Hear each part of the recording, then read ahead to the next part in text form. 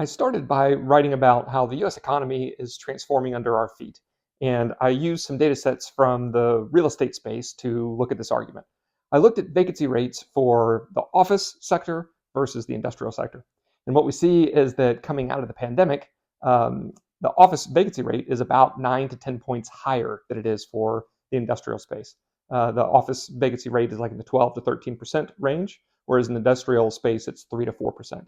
That gap is twice what it was before the pandemic.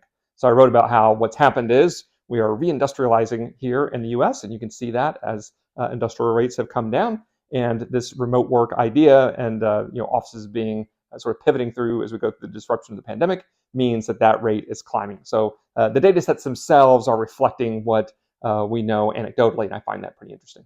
My next post was about Chevron, and they released their 2022 corporate sustainability report this week.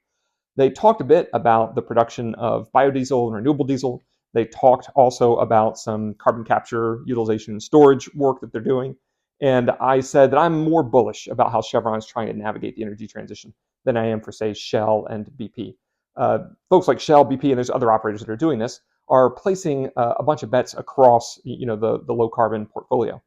But many of these bets don't leverage the core competence that these oil and gas operators have. I like to see something like Chevron deploying capital in directions where, say, their workforce can be used to really innovate and push aggressively around what you'd see in low carbon fuels or what you'd see in the carbon management space. So that post was just about the way different oil and gas operators are moving through this transition and me being more bullish on Chevron than some of its large peers.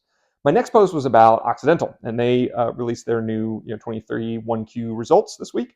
And what we saw is how the market is becoming less favorable year over year for these large oil and gas operators. We saw that revenue came down 15% year over year. Operating costs stayed almost exactly flat. And what that means is operating income came down 40%.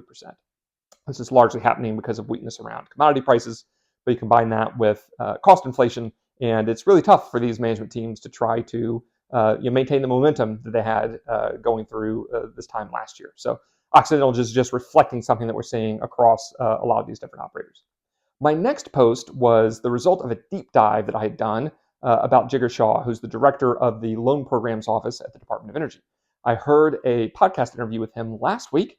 I loved the interview, and so I went super deep, found a bunch of different interviews he'd given, found some articles written about him, and put together a long article that I put on Substack where I talked about all the different lessons I had learned about the energy transition by doing this deep dive around Jigar Shah. So specifically, it's around how the U.S. finances these low carbon technologies, and it's a pretty fascinating look when you're coming from inside, say, the federal government's perspective, and how the federal government is enabling the private sector who's leading this transition, and how that collaboration is so important, and the potential to make that collaboration even more fruitful going forward.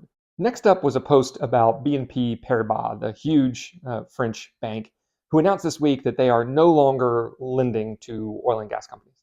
And I wrote about how that will introduce some turbulence into the energy transition. What happens when you pull financing back from a sector is the cost to develop new projects in that sector goes up. You just have a less supply of financing given a flat or increasing level of demand.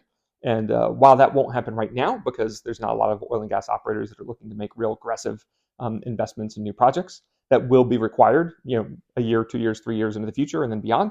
And for that financing to not be available means those project costs go up, and that means oil and gas costs go up. So there's one way to try to make it through the transition, which is, hey, let's take these low carbon technologies and drive costs down as much as possible, and make allow the private sector to pivot in that direction because of some economically favorable opportunities in that space.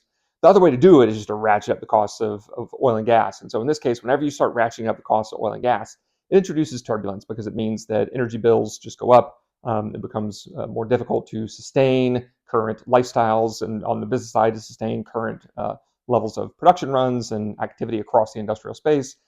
So it makes the energy transition that much more complex and bumpier to navigate through. My last post for this week was about an article the Wall Street Journal published talking about NextEra energy and how NextEra may plow $20 billion or more into hydrogen over the next few years between now and 2030. What I wrote about is a specific example that the Wall Street Journal used, which is a collaboration that NextEra announced with CF Industries. to have a renewable power plant that fuels an electrolyzer. And so then you create hydrogen coming out of that, and you use hydrogen for ammonia production. What I wrote about was that we're seeing more of these kinds of projects where renewables are not being tied into the grid. They're being used to generate electricity or energy that's being used in other ways, but not through grid tie-ins, because we're seeing these interconnection queues that can be years long before projects get approved or denied. And so, some of these big operators are finding ways to pursue renewables and low carbon technologies without any grid interconnections at all. It's interesting. It's innovative. There are cases where that will be very useful, and sort of shame on us for wanting to reindustrialize, wanting to onshore, reshore a lot of activity, and not being able to get out of our own way and forcing operators to find ways to generate energy that never finds its way onto the grid. So the article was more about, my post was more about using that as an example to really find ways to encourage the private sector to move as quickly and as aggressively as possible, and really creating some fruitful economic opportunity so we create value across the economy as we navigate through this transition. So that was it for this week. As always, I publish a weekly newsletter where I include links to and summaries of all of the research notes that I publish.